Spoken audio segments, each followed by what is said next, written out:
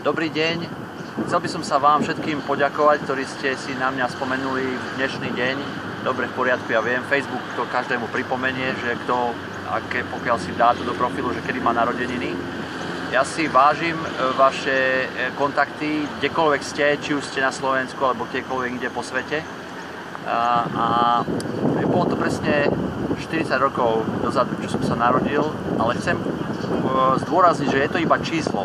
Prosím vás, váš vek neznamená nič. Záleží na tom, ako sa cítite.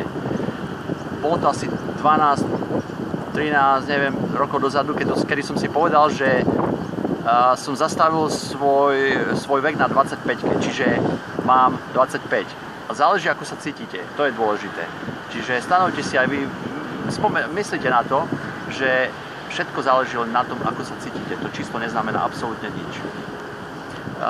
Zdravím vás ešte raz zo slnečného Brisbane a ešte jednu vec by som vám chcel povedať. Mnohí v živote sa veľa sťažujú.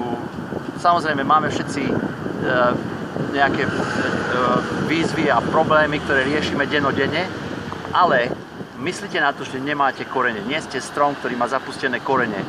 Takže ak niečo chcete zmeniť, zmente v prvom rade sami seba, alebo sa posunte niekde inde, kde si myslíte, že dokážete viac. Takže pamätajte na to, nemáte korene, nech sa vám darí.